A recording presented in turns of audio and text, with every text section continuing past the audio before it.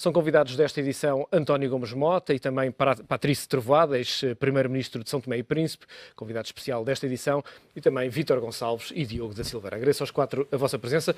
Doutor, muito obrigado por esta presença especial aqui na Comissão Executiva. Começo exatamente para lhe perguntar notícias de São Tomé e Príncipe, obviamente de uma economia que está a crescer e que todos nós olhamos com muito pormenor e com muito carinho, uma economia que está também a marcar, enfim, naquela zona da África, um crescimento, espera-se, cada vez mais sustentável. Sim, muito obrigado.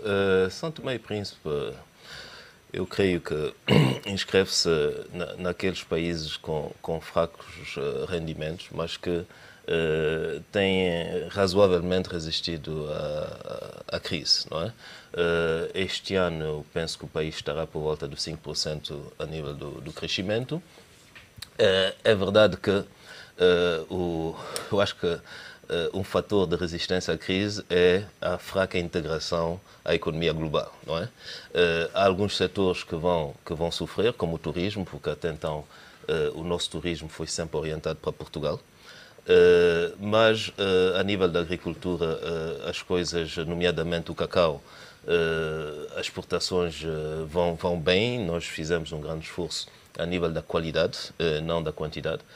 Daí que eu creio que São Tomé e Príncipe e os países que têm, digamos, o perfil como São Tomé e Príncipe vão relativamente bem passar a crise. Costuma-se dizer que nós conhecemos já a crise há cerca de 30 anos, por isso o impacto é reduzido. São Tomé, porque Portugal conhece há 900.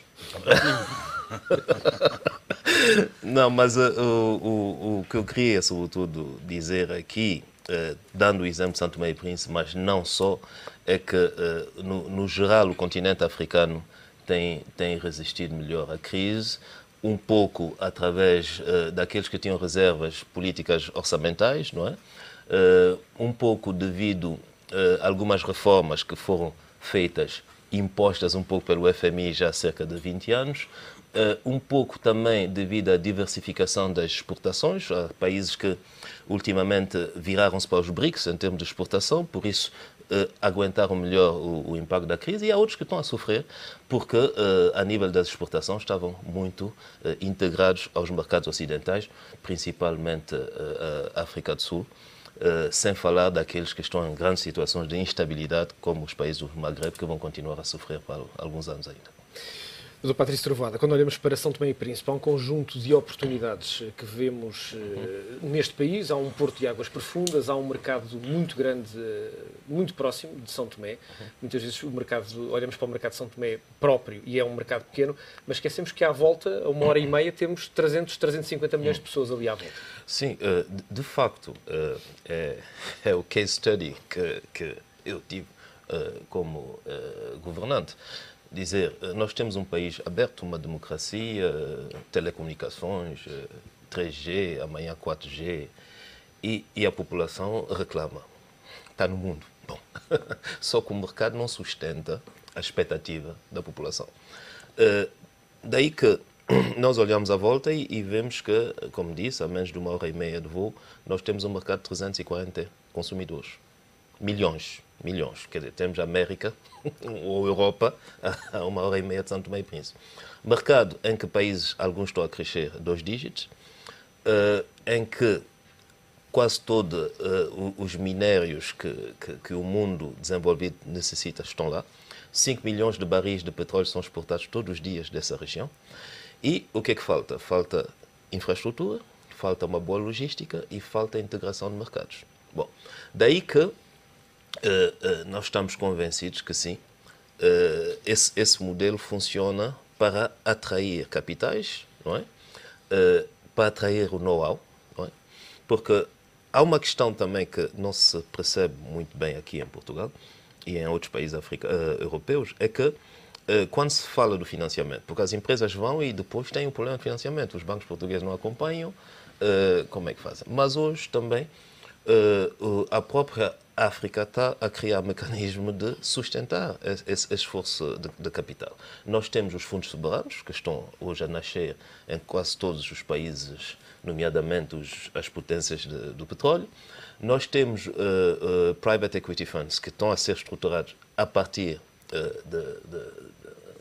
de riqueza africana, e nós temos fundos de outros países que se interessam. Nós temos a Malásia, que está a estruturar fundos para a agricultura, etc, etc. Daí que eu acho que o que nos faz falta é tirar proveito dessa proximidade.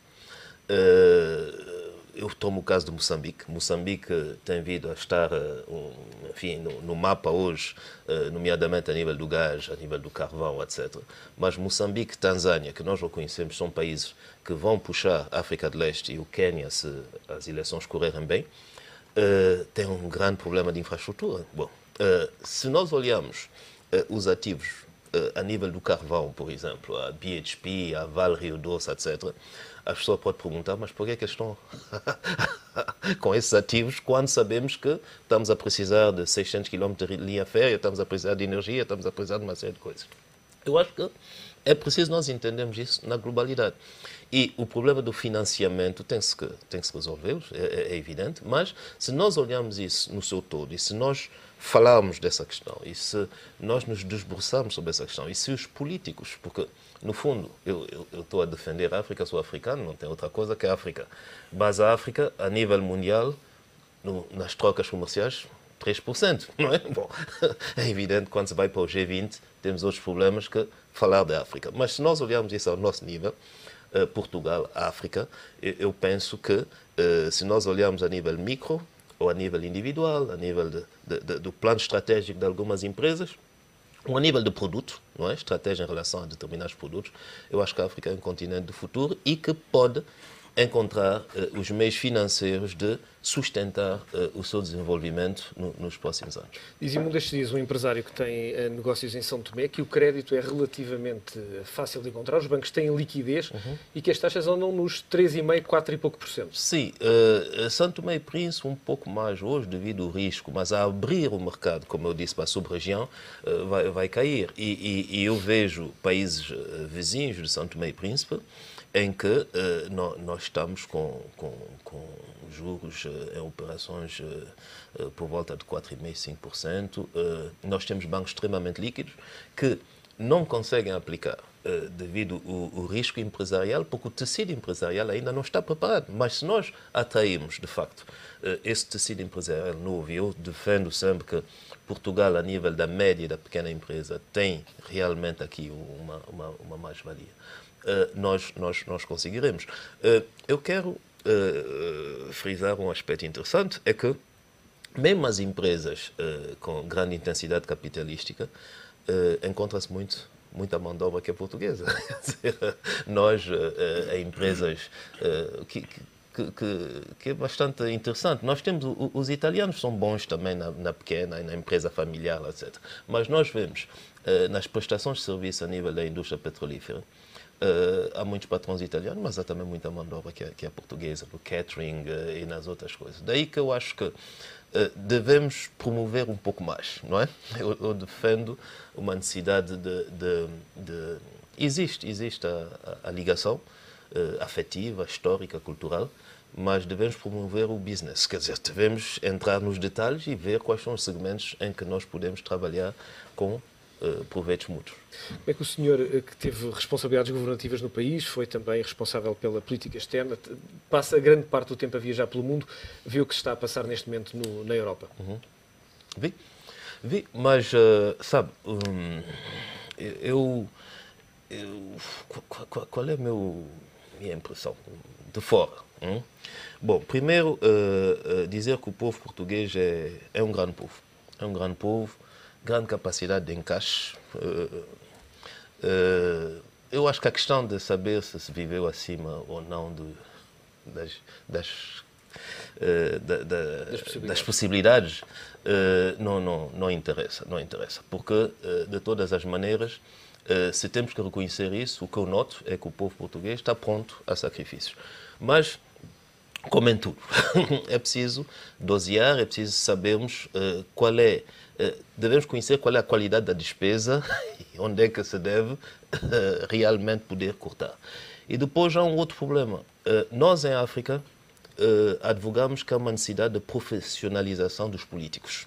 Os políticos têm que se tornar profissionais, boas práticas, devemos dar os meios aos políticos para fazerem de facto política e não perderem-se noutras coisas, mas talvez do lado europeu nós assistimos a uma profissionalização excessiva, digamos que ficou relativamente fria. Eu tomo o exemplo da Itália, que é, vemos, bom, o voto italiano foi anti-europeu, a Liga do Norte perdeu, então eu acho que os anti-europeus não ganharam, não é? Bom, e o Monti, que fez um bom trabalho de salvar a Itália, acaba por perder. Bom, aí é que eu acho que é preciso, de facto, nós olharmos um pouco mais para os povos. E é preciso vermos como é que é necessário reformas, é necessário, de facto, conter a despesa, mas é necessário também sabermos que estamos a lidar com pessoas e a instabilidade e a ruptura social não será certamente por aí que teremos uma solução.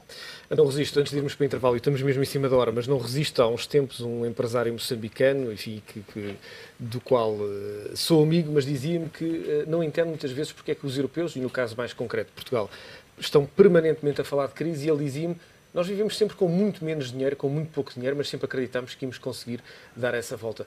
O que é que um ex-primeiro-ministro de um país que nos é muito próximo, mas que tem, obviamente, essa leitura também africana, nos pode dizer nesta altura?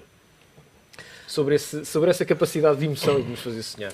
Não, eu penso, concordo perfeitamente, sabe? Nós... A economia é muito uma questão também de percepção e de antecipação. Quer dizer, se nós estamos deprimidos, não arriscamos. E eu creio que há, de facto, uma necessidade.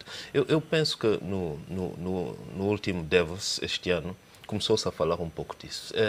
Há uma necessidade de abrirmos uns aos outros e de trabalharmos em comum sobre determinadas coisas.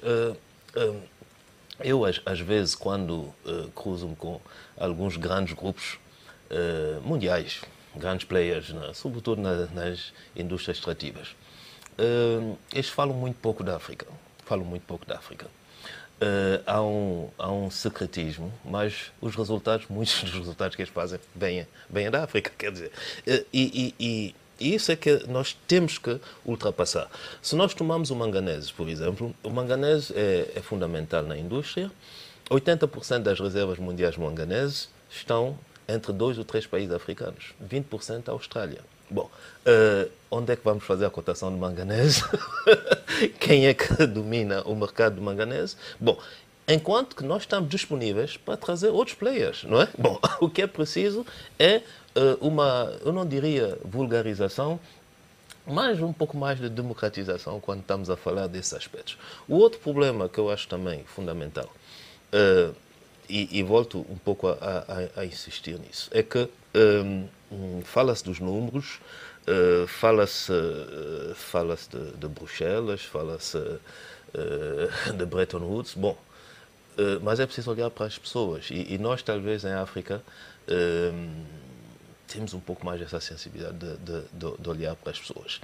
Dos dois lados, eu acho que quer o povo, porque eu confesso que também em África os povos são bastante pacíficos em relação àqueles que eles têm que sofrer muitas vezes, mas quer os dirigentes também, talvez devido à formação social que nós temos em África, parecem ser um pouco mais também próximo da realidade cotidiana.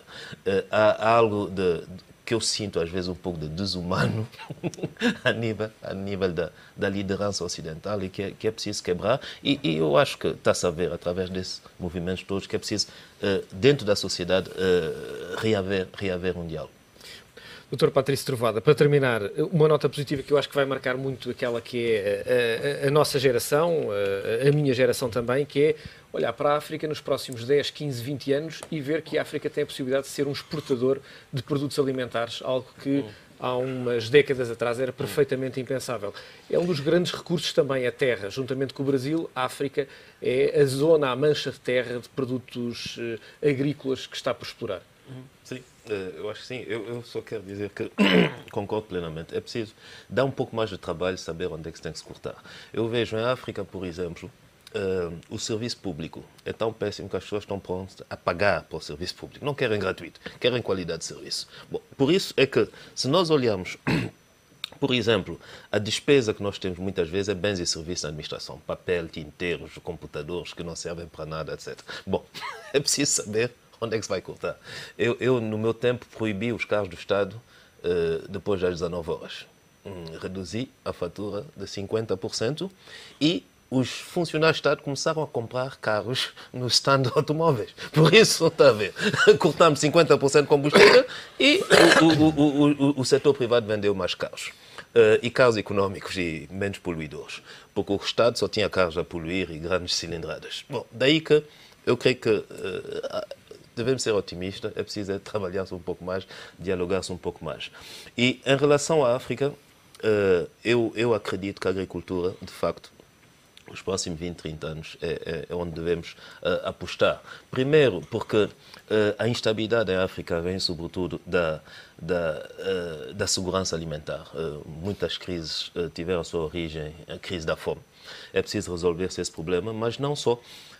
Nós estamos convencidos que, eu falava do cacau, a classe média, os BRICS trazem para o mercado mais que 1 bilhão de consumidores de classe média, média alta. Essas pessoas vão consumir cacau. Os hábitos alimentares, hoje, os países que eu falo do cinto tropical, tomando o Brasil e correndo para o este até a Indonésia, são países que estão em grande crescimento, mas que também partilham os mesmos sabores a nível alimentar, etc.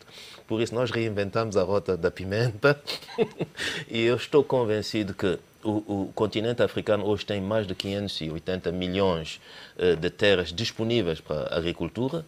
Nós temos o Brasil, que tem um grande avanço tecnológico a nível também da agricultura, e eu aposto que, de facto, o próximo grande desafio será a agricultura nas terras africanas. A Malásia já percebeu, a Indonésia já percebeu, o Brasil está a perceber e nós gostaríamos também aí a nível da lusofonia que fosse uma oportunidade também para Portugal. Dr. Patrício Trovoada, foi um prazer recebê-lo como convidado especial nesta Comissão Executiva. António, Diogo, Vítor Gonçalves, é sempre um gosto recebê-los com os vossos sempre lúcidos comentários nesta Comissão Executiva que fica por aqui. Regressa amanhã. Aproveite este dia.